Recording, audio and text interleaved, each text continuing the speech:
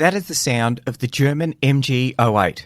It fires a 7.92mm round out to an effective range of 2,000 metres. It fires them at 500 rounds per minute, and it was nicknamed the Devil's Paintbrush. Vimy Ridge had a large number of MG-08s because it was operationally key terrain for the German defensive position. Today, we're going to look at how the Canadian Corps overcame the MG-08s and all of the other defences that the Germans had built as they seized the key terrain of Vimy Ridge. This is the Principles of War podcast, professional military education for junior officers and senior NCOs.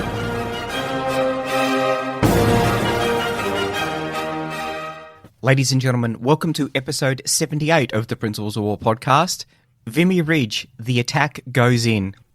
This is the second episode in our series looking at Vimy Ridge in recognition of the 150th anniversary of the establishment of A and B batteries, the first full-time elements of the post-Confederation Canadian Army.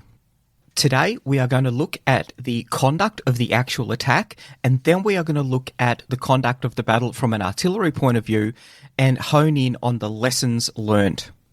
Bearing in mind that Vimy Ridge was a stunning victory in a war that up until this time had been very short of victories, stunning or otherwise.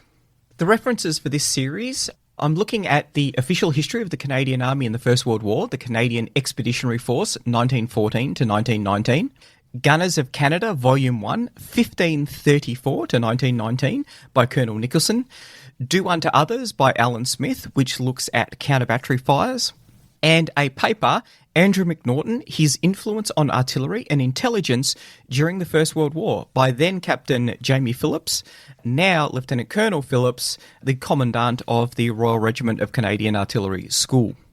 So, the attack goes in. Our story so far brings us to the 8th of April 1917. The attachment of British 5th Division, the Corps Reserve, and British artillery, engineer and labour units had brought the Canadian Corps to a strength of approximately 170,000 all ranks, of whom 97,184 were Canadians. The night of the 8th was lit with a just past full moon, but cloud intervened to cover the movements of troops. Troops moved through lanes cut in the Canadian wire to shell holes that were to be their jumping off points. And by 0400, all men were in position, all men had had a rum ration and a hot meal. They were ready to attack. The weather saw driving northwesterly winds with sleet and snow, and this delayed first light, which was when the attack was meant to commence. But the rehearsals had been so thorough that it created little confusion or delay in the attackers. At 0530, the guns commenced firing. 983 guns and mortars. On the right, Curry and his 1st Division advanced on a front of more than a mile. The troops reached the front trenches with the enemy still in their dugouts. The second trench was the same. There was some bayonet fighting, but the main resistance was snipers firing at point-blank range and bravely fought machine gun posts. Resistance stiffened as they reached the Black Line. The fight was very similar for the 2nd Division, which was to the left of the 1st. Now, we're going to be mentioning positions in the line and objectives. Have a look at the show notes. There'll be a link to a couple of the battle maps so that you'll be able to understand exactly what the terrain looked like, exactly where each of the Canadian divisions, brigades, and battalions were laid out, and the objectives that they were fighting for, because a lot of this does come down to the objectives for the individual divisions, brigades, and battalions. The 2nd Division, they had been allocated 8 tanks in support. Now, these were left behind early in the battle, and they did really the only thing that they were capable of in 1917, partially because of mechanical unreliability and partially because of their inability to conquer the terrain that was often found in no man's land. The obstacles, the mud, the shell holes, they became bogged down, they were stuck, and they acted as bullet magnets, attracting a lot of the attention from the German defenders, allowing the Canadians to attack less molested than they would have been had they not been there. Both divisions reported reaching the Black Line by 0615. The attack is on schedule. There was a planned pause, then the 1st Division resumed their advance at 06:45. The rear companies in the initial assaults now took the lead. Daylight enabled them to see the next objective, the red line, which was just 700 yards distance. There was a change in the wind, and this meant that smoke obscured the Canadians, and the Germans couldn't see them until they were almost on top of them.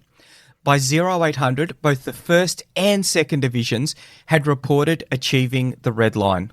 The Canadian divisions are attacking in numerical order from right to left. So 3rd Division, to the left of 2nd, had reached the crest of Vimy Ridge by 0730.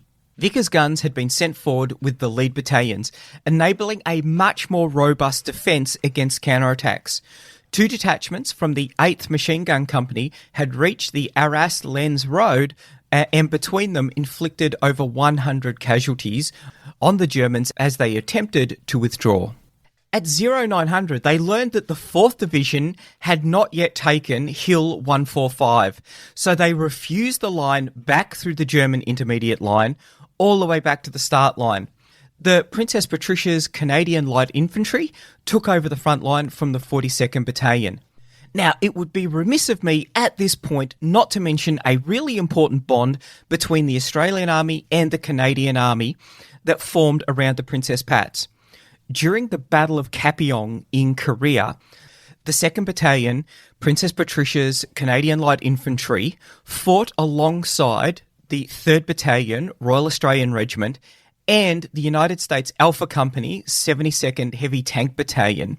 They were tasked with the defence of the Kapyong Valley. The formation delayed the Chinese forces for 3 days, while United Nations forces withdrew to a new defensive line. This action was critical in the saving of Seoul. For their action, these 3 units received the United States Presidential Unit Citation and the Republic of Korea Presidential Unit Citation. By 0930, the reserve brigades had been brought up to the red line, ready to advance to the next objective, the blue line. On the extreme right, the 1st Battalion ran into spirited resistance at the Zwischenstellung, or the intermediate position in the German defences, before capturing it and 125 prisoners. Elsewhere, the troops advanced as if on parade with remarkably little resistance. How were they able to do that? That's a really important question, and we're going to look at the role that artillery played in setting the conditions for a parade-like advance. Meanwhile, the blue line was captured by the 1st Division just before 11 a.m. It was reported that the attack by some battalions was carried out in precisely the same manner as had been worked out on the practice fields as they had cleared the ruins of Telou. A break in the clouds allowed the spring sunshine to stream over the ridgeline, and it displayed Telou thick with Canadian troops, some advancing, others consolidating their position. The Germans could see that the ridge was lost, and the Canadians could see that it had been won. Another 90-minute halt for reorganisation, and the 1st and 2nd Divisions pushed to the final objective, the Brown Line. This followed the German 2nd position, and it moved in a southeasterly direction, so 1st Division still had 3,000 yards to cover. In the detailed planning and rehearsals that had been conducted, it had been foreseen that artillery fire would not have sufficiently reduced the wire on the right. Each forward company of the 1st and 3rd Battalions had been issued with 24 pairs of wire cutters, and a number of wire breakers had been attached to rifles. By this means, the men of the 1st Brigade were able to get through both belts of wire without losing the barrage. And this has been one of the big issues in infantry attacks up until the Vimy Ridge attack. The barrage was very difficult to control. It was hard to bring back. So if the infantry slowed down for any reason, typically machine gun positions that hadn't been neutralised or wire that hadn't been cut, when they bogged down, the barrage would continue moving, and once it cleared the next line of defences, the troops, the defenders, would have time to come out of their bunkers, man the defences, and then the attack would be halted. The Canadians knew this. They understood the importance of maintaining close contact with the barrage, and when they foresaw the problem that was going to happen, wire that hadn't been cut, they enabled their troops with the equipment that they needed to be able to perform that task. Beyond the crest, they had an excellent view of the Douai plain, and from above Fabu Wood, the brigade's machine gunners effectively engaged enemy transport on the Vimy Road. Moving rapidly down the reverse slopes, the Canadians overran the German batteries from which the crews had already hastily been withdrawn. Patrols crossing the enemy's second-line trench set up observation posts on the far edge of the wood. At mid-afternoon, the commander of the 1st Brigade, Brigadier General Griesbach, was ordered to throw back his right flank so as to maintain contact with the 51st Division. This is the British 51st, across the Corps boundary. Their attack at the left of the 3rd Army front had only partly succeeded. 1st and 2nd Divisions captured 31 German guns on the eastern side of the ridge. At 1440, the attack was going so well that Byng notified 1st Army of the opportunity to employ cavalry to exploit the success of the 1st and 2nd Division. This was an opportunity lost. The mission had limited objectives, and it hadn't been planned that cavalry would be used to punch through if it was successful. On top of that, there was tightly coordinated timings for the artillery to be able to support the infantry. The time to employ cavalry had passed hours earlier.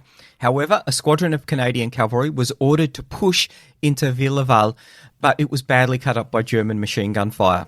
Even if a reserve of cavalry had been available to exploit earlier in the battle, it's unlikely that they would have been successful, given the susceptibility of cavalry to machine guns. Capturing the Brown Line saw the right threemost divisions achieve all of their objectives. The left flank did not fare quite so well.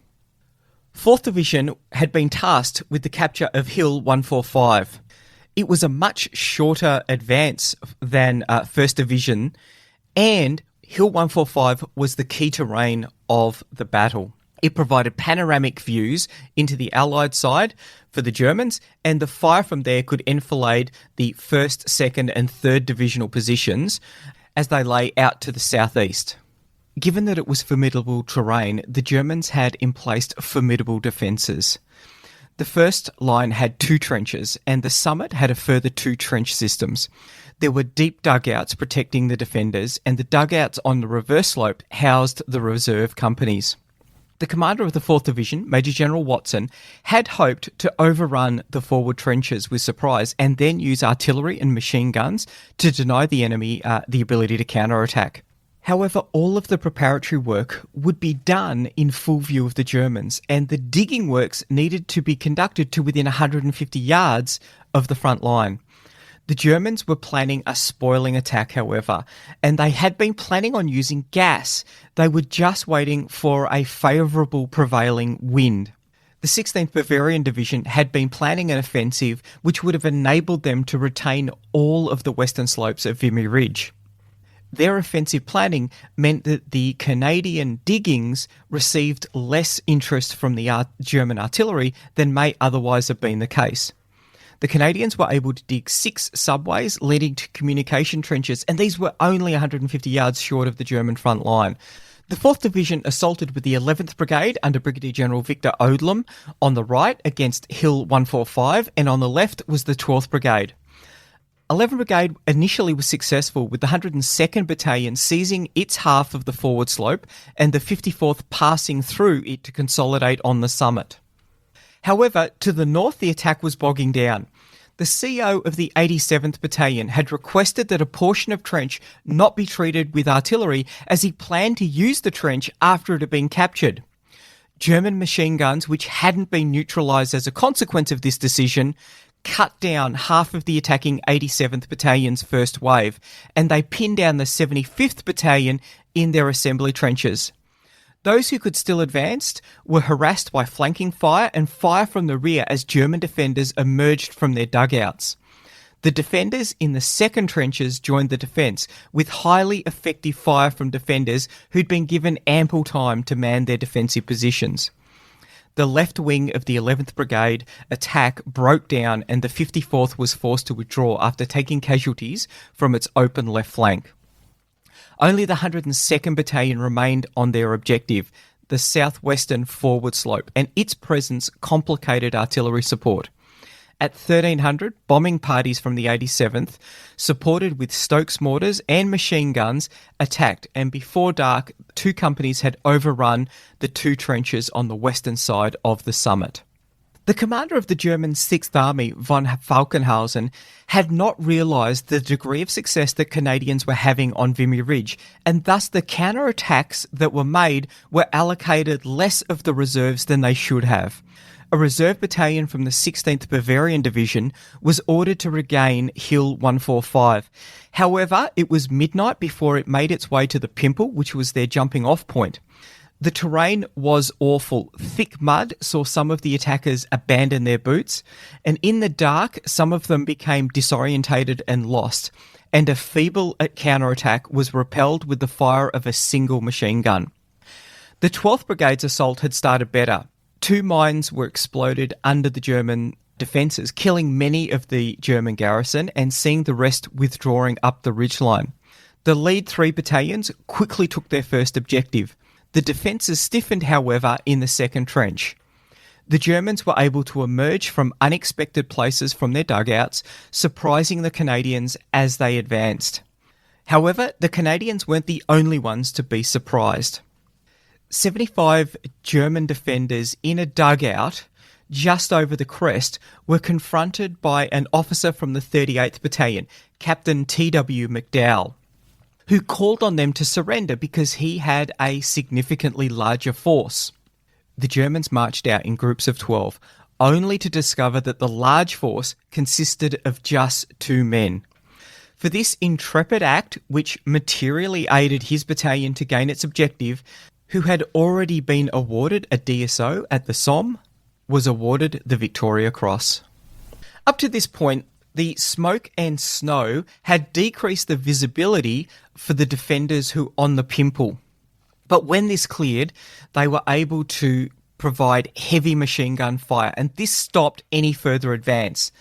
The leftmost battalion started to receive enfilading fire from the summit of Hill 145, which at this point hadn't been taken by 11th Brigade. It slowed down and the barrage crept forward without it.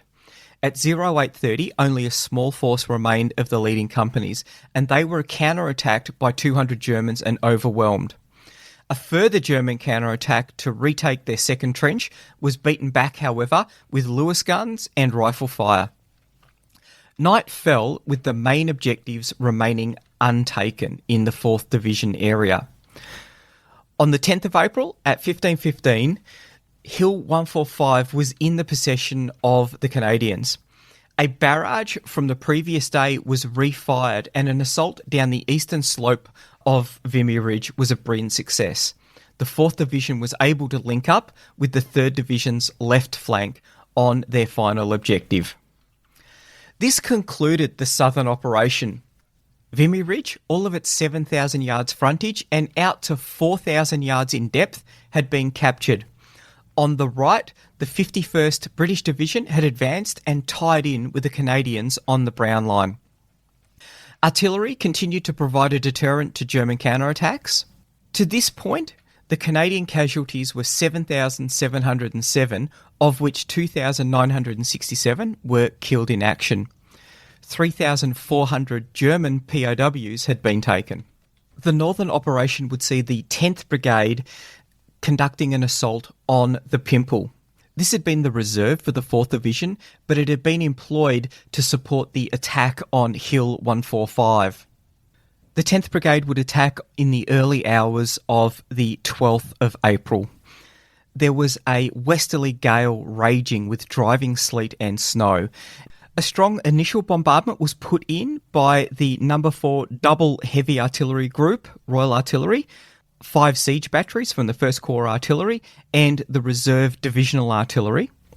This was augmented by a special company of Royal Engineers who had fired more than 40 gas drums into Givenchy, killing a number of Germans in the cellars. This was the first time that Canadian operations had been supported with the use of Livens projectors, which were capable of firing 30 pounds of mustard gas between 500 and 1,300 yards. At 0500, over 100 field guns opened fire on the German trench, and the infantry advanced. The Germans were taken completely by surprise, and by 0600, the Canadians had obtained possession of the Pimple. On the 10th of April, Crown Prince Ruprecht wrote in his diary, "No one could have foreseen that the expected offensive would gain ground so quickly." And the next day, he accepted the loss of Vimy Ridge to be permanent, and he ordered a general withdrawal to the German third position. Thus ended a stunning victory for the Canadians, in marked contrast to the Australian attack at Bullecourt and Third Army's assault on Arras.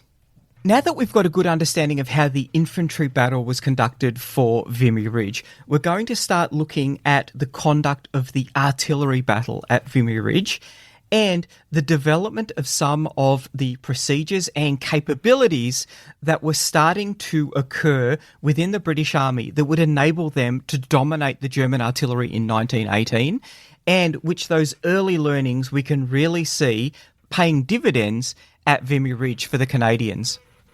We're going to start with a journey to an arcane and long-lost capability, and that is the Counter-Battery Staff Office. The Counter-Battery Staff Office enabled the artillery to win the counter-battery battle. The counter-battery battle is critical because it marks a distinct turning in the way that artillery was employed. It became understood that if the artillery was to properly support the infantry, it needed to do so by denying the enemy artillery the ability to interfere with the battlefield. We're seeing an intellectual change from the shoulder-to-shoulder, guns at the front, along with the infantry employment that was very popular in the 19th century, and still seen in many of the armies at the start of the First World War. The counter-battery battle encompasses many of the technological aspects of artillery. It is a battle that is conducted at long range, at very long range, so accuracy is incredibly important.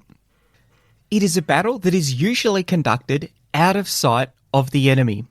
This requires the development of procedures and technologies to enable the engagement of targets that are unseen by the battery. As such, it involves a lot of introduction into service of new equipment and technologies. World War I's primary Western Front question was how to tip the scales back in favour of mobility over firepower. The answer to that, as it turns out, was with firepower, but not more firepower, but better, more accurate firepower, creating nuanced effects on the ground, not the destruction which was aimed for in 1916. One of my favourite sayings is that if you find yourself in a fair fight, you've done something wrong. When you accept that technology is to the answer to many of the problems that you have, you need officers and you need a culture that understands how technology can impact the battle at a tactical, operational and strategic level. And we've looked at that in our Battle of the Bismarck Sea series, where we looked at the 5th US Army Air Force, General Kenny, and his approach to military creativity and innovation. This is an excellent example of the military creativity and innovation process from the First World War. Our story starts in a colonial capital in 1890. Not in Canada, but in Adelaide, Australia, with the birth of William Lawrence Bragg. Now, his parents were Professor William Bragg, a physicist who was working on X-rays, and his mother, Gwendolyn, was the daughter of Sir Charles Todd, who built the overland telegraph. In the early 1900s, he went to Cambridge University, where he worked with his father. Now, he and his father were awarded the Nobel Prize for Physics. This was in 1915. And he remains the youngest person to ever receive the Nobel Prize for Physics. In 1914, when war was declared, he enlisted in the British Territorial Army in the Leicestershire Battery of the Royal Horse Artillery. Bragg was drawn to the aspects of the military which coincided with the work that he'd been conducting at Cambridge University, and this manifested itself in sound ranging, locating where a hostile battery was based on the sound of when it fired. Bragg noted that there was an almost impassable barrier between the military and scientific minds, neither being able to convince the other of the merits of an idea. He did note, however, that the Royal Engineers were more enthusiastic about sound ranging than the Royal Artillery, which did not think that it could see a use for the technology. This is a manifestation of the conservatism of the British Army, and in particular, the core thinking. The Royal Horse Artillery were used to galloping out, putting their guns in a dangerous spot and conducting incredibly brave fire missions. It was only really in the Royal Garrison Artillery that was responsible for the artillery within fortifications where there was an interest in scientific principles. Bragg wrote that this was the unfriendly world into which sound ranging was born. The technique that would develop into sound ranging would involve recording the sound of a gun firing from multiple listening posts at known locations. The difference in the time that it took for the sound to reach each of these listening posts would enable the calculation of the location of the gun. This location can be very accurate, down to 25 square metres. So both the French and the Germans were working on sound ranging. The French had Lucien Ball, who had worked on the development of the ECG, and Charles Nordman, who was an astronomer from the Paris Observatory. They developed a system that allowed for accuracy and timing of 0.001 of a second. They developed a recorder which created a printout of the recording, which could then be measured and plotted. Bragg worked with the French and he adopted the Ball-Nordman system for the Royal Artillery in October 1915. Around that time, they staffed a section for the development of sound ranging. Bragg took them to a quiet part of the front, 8 kilometres southwest of Ypres. They laid out a base in the Canadian Corps area. I just want to stop here and mention a really important occurrence of serendipity, which is often so important when it comes to military innovation and creativity. The Canadians were very interested in the work that Bragg was conducting. In fact, they built infrastructure for him to house his equipment in while he was conducting his tests. Remember, we're about 18 months before the battles of Vimy Ridge and Bullecourt, and I've been interested to find out the difference in planning and execution that could have led to such fundamentally different operational results between Bullecourt and Vimy Ridge. Now, if you listen to the Bullecourt session, there's a whole episode where we look at the muddle-headed planning that came out of Gough's 5th Army headquarters.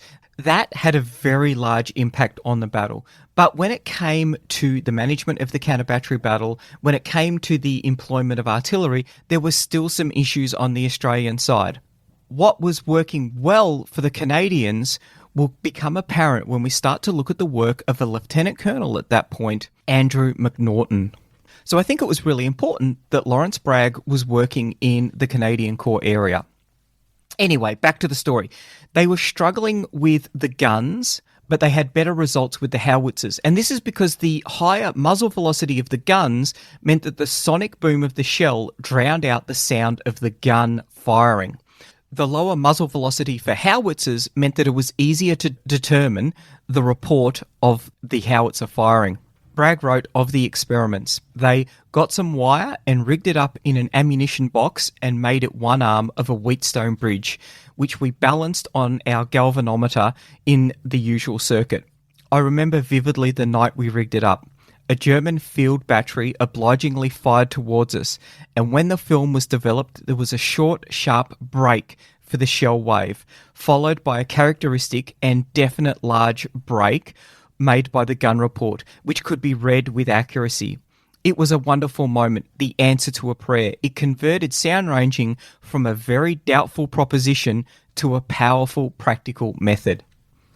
They would solve the problem of differentiating the noise of a gun firing from the sonic boom of the shell that it fired with the Tucker microphone. The Tucker microphone was named after Corporal Tucker, who was working in Bragg's section. Bragg had noticed, because there were mouse holes in the place where he was billeted, that when the boom of a gun firing went over the house, a puff of air would come in from the mouse holes. Tucker created a microphone that had a heated platinum wire which would cool based on the draft created by the noise of a gun firing. This dramatically increased the fidelity of the recordings that they made, and it allowed for them to track not only the firing of the gun, but also the impact and the time of flight, which was very important from an artillery intelligence point of view. It also gave a rough indication of the type and caliber of the gun. It also allowed them to differentiate not only between multiple guns, but multiple batteries firing at once. Sound ranging would go on to be a critical input into the counter-battery staff office as it built up the artillery intelligence picture.